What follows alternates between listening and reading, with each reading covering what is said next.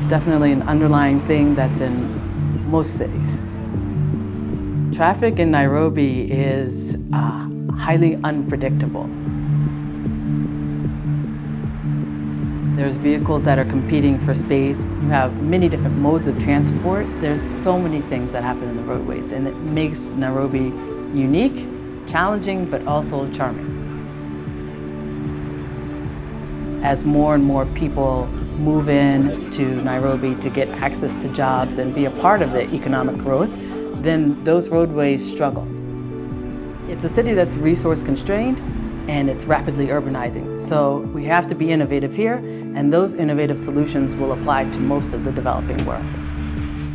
This started with a simple walk in a community of Nairobi. We ran into the head of environment for Nairobi City County. He said, "Can you help me with my trucks?" We came up with a plan there. We built the solution. From there, we started to build our models to study the data further.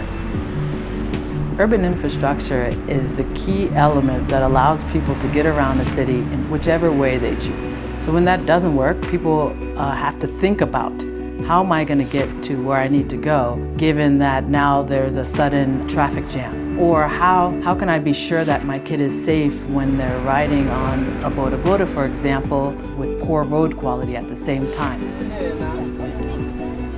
If you're running a small business, you're not sure if what it is you're selling is going to arrive in time in order for you to supply that to your customers. Long commutes, for me personally, I was a nursing mother and she needed her mom. So I needed to get back to my daughter. I think people were definitely surprised by the solution. They didn't realize that you could use an adapted smartphone to know about the road quality. We leveraged the sensor suite on these mobile phones. We've installed them into vehicles to adapt them in a way that we can now understand urban infrastructure. You know, I have never thought of counting potholes in Nairobi.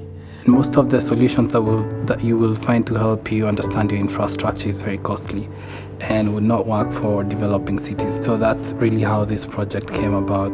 With the production scale of mobile phones, we're able to get all these sensors and all this functionality at a relatively cheap price. We've got the IBM Internet of Things connecting all these devices together. From that, we're able to generate insights that tell us a lot about the roads.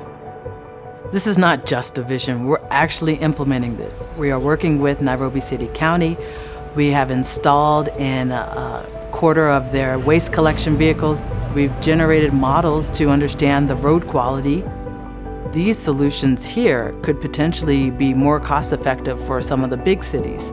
Now you're able to address the traffic problem globally. The data can definitely do more than we originally thought. This data can be leveraged by other businesses because there's so much entrepreneurial energy and there's a huge tech spirit here, and this data might be part of something bigger. It's important to give people their free time. For them, that's their opportunity to be themselves, to pursue the things that they want to do.